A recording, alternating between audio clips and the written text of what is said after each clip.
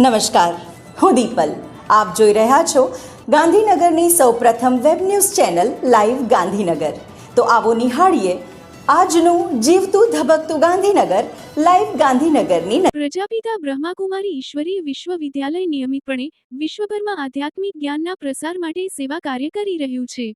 ભારત તેમજ વિશ્વના અન્ય દેશોમાં સ્ત્રી શક્તિને આગળ ધપાવી રહેલી આ સંસ્થા સાધુ સંતોનું સન્માન કરી રહી છે અને વિશ્વ શાંતિ અને સુમેળના યજ્ઞમાં બલિદાન આપી રહી છે.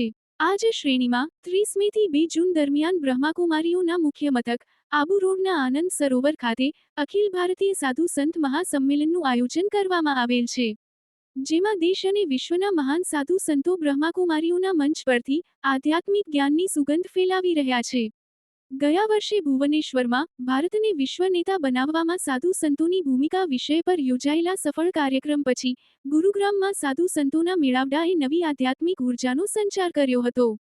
બ્રહ્માકુમારી મીડિયા સંયોજક શશિકાંત ત્રિવેદી અને ભરત શાહના જણાવ્યા અનુસાર ગયા વર્ષે સપ્ટેમ્બર મહિનામાં ભુવનેશ્વર ઉપપ્રદેશ હેઠળના લગભગ 150 બ્રહ્માકુમારી કેન્દ્રોમાંથી લગભગ 200 બીકે બહેનો અને ભાઈઓએ સાધુ સંત સંમેલનમાં ભાગ લીધો હતો, જેમાં સ્વામી સચ્ચિદાનંદ સરસ્વતી, સ્વામી શ્રદ્ધાનંદ સરસ્વતી, સ્વામી અભેદાનંદ સરસ્વતી, સ્વામી બિમલાનંદ સરસ્વતી, સુરેશ સ્વામી, સ્વામી કૃષ્ણચરણદાસ, સ્વામી પ્રણબાનંદ, બ્રહ્મચારી પ્રફુલ્લ ચૈતન્ય, બાબા રમેશચંદ દાસ, મોહનતા ત્રિલોકેશ્વર સ્વામી, સ્વામી ભારતી, સ્વામી હરિભક્તો ઉપસ્થિત રહ્યા હતા.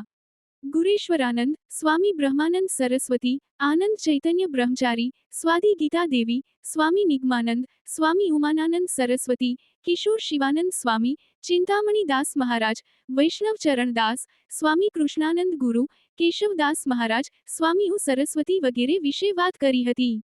તેમની આધ્યાત્મિક વિચાર પ્રક્રિયામાં વિવિધ પરંપરાઓ સાથે જોડાયેલા હોવા છતાં સાથે મળીને કામ કરવું.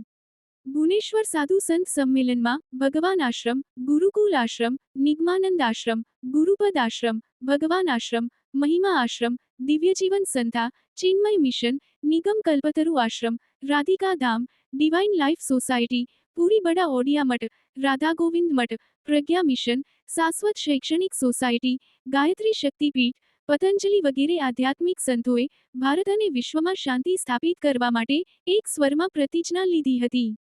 સંતોએ જીવનમાં આધ્યાત્મિકતાની પુનઃસ્થાપના માટે બ્રહ્માકુમારી સંસ્થાના પ્રયાસોની પણ પ્રશંસા કરી હતી.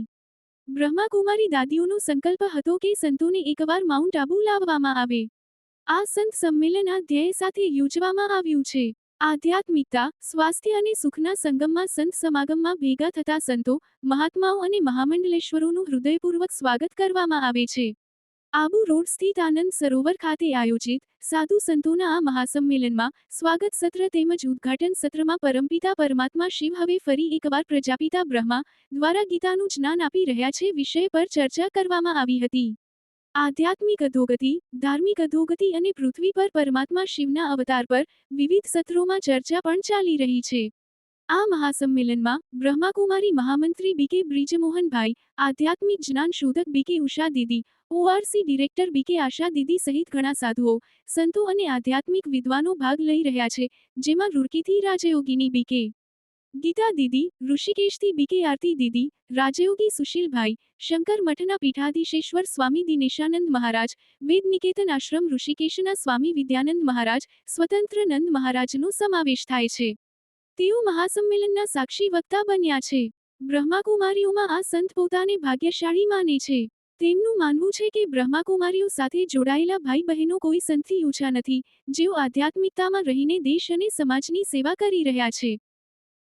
કમિશનર શાળાઓની કચેરી, ગાંધીનગર ખાતે ઓડિટર ગ્રુપ એક તરીકે ફરજ બજાવતા એમડી પટેલ, કેકા શાસ્ત્રી સરકારી વાણિજ્ય કોલેજ, અમદાવાદ ખાતે ઓડિટર ગ્રુપ એક તરીકે ફરજ બજાવતા સુનિલ ખનેજા અને જિલ્લા શિક્ષણ અને તાલીમ ભવન અમદાવાદ ખાતે સિનિયર ક્લાર્ક તરીકે ફરજ બજાવતા જીબી બારૈયા 31 મે 2025ના રોજ વય મર્યાદાને કારણે સરકારી સેવામાંથી નિવૃત્ત થતા હોવાથી શિક્ષણ ખાતાના વહીવટી સ્ટાફના પેન્શનરોનું મંડળ, ગુજરાત રાજ્ય ગાંધીનગરના પ્રમુખ આઈ કે પટેલ, મહામંત્રી જી કે પરમાર, ઉપપ્રમુખ હરેશ ચાવડા, સંગઠન મંત્રી ભગુભાઈ સિંગલ, સહમંત્રી ચતુરભાઈ રાઠોડ, એડી સુથાર, ઉમેશભાઈ ત્રિવેદી, કારોબારી સભ્ય નયનભાઈ રાવલ તથા સલાહકાર આઈએસ લવાર અને હસમુખભાઈ શર્મા દ્વારા શાલ અને પુષ્પગુચ્છથી સ્વાગત કરવામાં આવ્યું હતું.